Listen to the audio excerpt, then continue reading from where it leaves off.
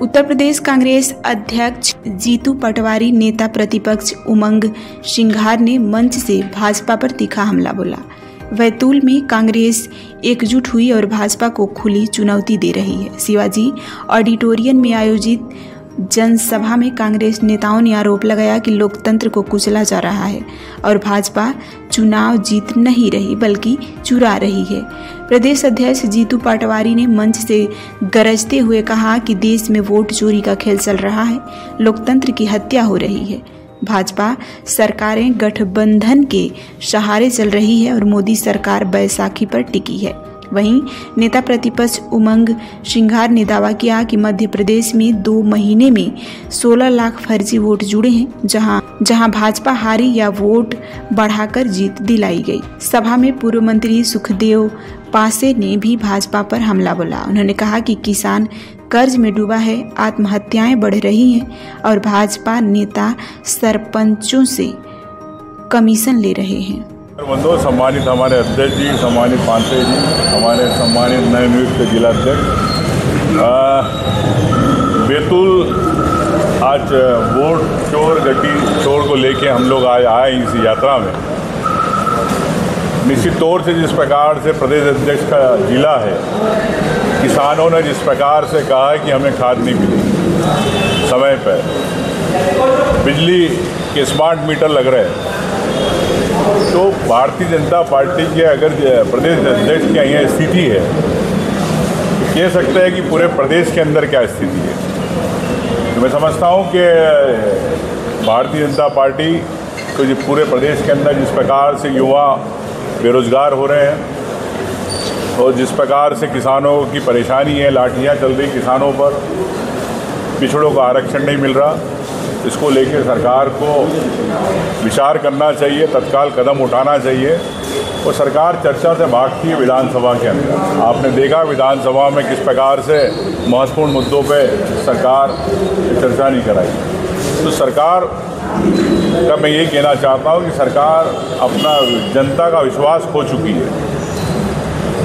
ये अलग बात है कि आप कैसे वोट चोरी करके आप मध्य प्रदेश में आए, 16 लाख वोट चोरी करके सरकार बनाई, लेकिन इस बार हम लोग पूरी कांग्रेस पार्टी और जनता में आज इस प्रकार से आप देख रहे हैं आक्रोश है और हम लोग सब जागरूक हैं कि इस बार भारतीय जनता पार्टी की सरकार वोट चोरी करके फर्जी जनादेश से सरकार ना बनाए।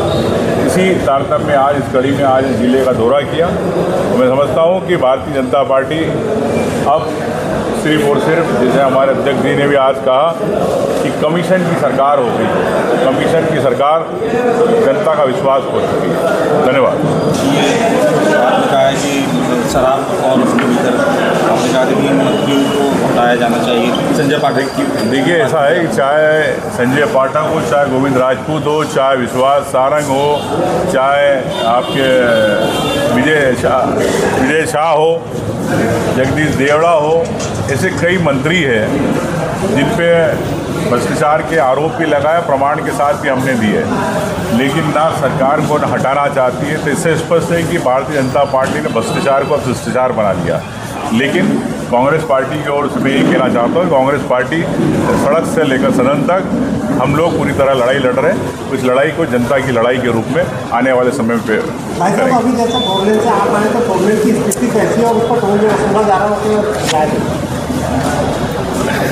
इसमें ऐसा है, 3 बातें हैं। 30 साल से बीजेपी का सांसद है, केंद्रीय मंत्री है, यहाँ बीजेपी के प्रदेश अध्यक्ष हैं, 5 विधायक बीजेपी को मिले हैं।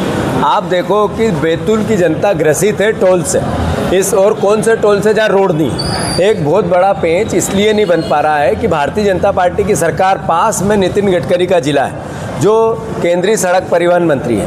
क्या हमारे प्रदेश अध्यक्ष, यहाँ के विधायक, बीजेपी के प्रदेश अध्यक्ष ये बार बार तो ये कहते हैं कि गडकरी जी से हमारे पारिवारिक संबंध है, पर बैतूल पे तो उसका असर नहीं है। तो ये क्या मैसेज है? ये मैसेज है कि सिर्फ हमें वोट दो और हम तुम्हें छोड़ देंगे, यही है। अब आप देखो कि रेत का जितनी बैतूल की नदियां हैं, वहाँ से सोने जैसे भाव की रेत यहाँ से खनन हो रही है। बैतूल को क्या लाभ हो रहा है? बैतूल को लोगों को क्या रोजगार मिल रहा है?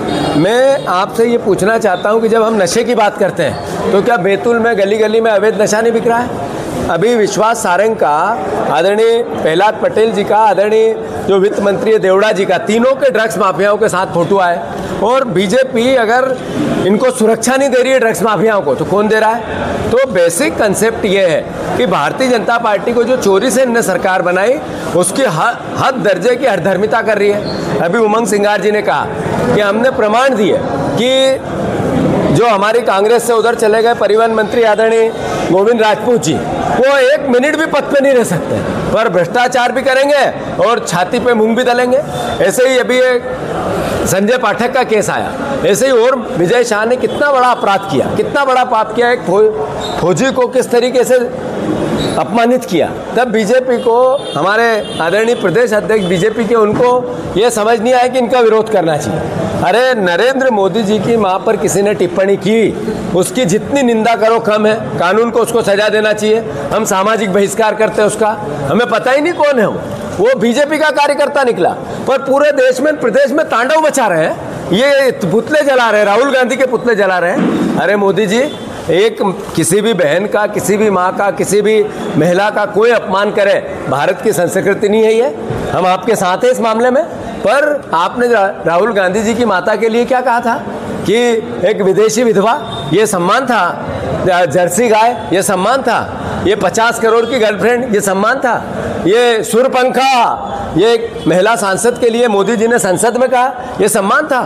कुछ तो ऐसा विचार हो कि हम क्या कह रहे हैं और क्या सोच रहे हैं और क्या कर रहे हैं। मैं मानता हूं कांग्रेस पार्टी ने दृढ़ संकल्प लिया है कि हम वोट की चोरी अब नहीं होने देंगे, वोट के चोरों की सरकार अब नहीं रहने देंगे, जनता के वोट के अधिकार की रक्षा करेंगे। जो लोकतंत्र है, जो संविधान है, जो मीडिया का जो चौथा स्तंभ है लोकतंत्र की, उसकी भी हम रक्षा करेंगे। और इसीलिए ये यात्राएं, रैलियां हैं। अरे बीजेपी ने 20 साल से सरकार में है, किसानों को धोखा दिया, युवाओं को धोखा दिया, गरीब आम जनता, मिडिल क्लास गरीबों को धोखा दिया। जो वादे किए एक पूरा नहीं किया। शिवराज जी देश के कृषि मंत्री है, किसानों को एमएसपी नहीं है, जो 3100 का धान नहीं है, 2700 का गेहूं नहीं है, यूरिया की किल्लत जग जाहिर है, हर तरह की अराजकता है और इसके खिलाफ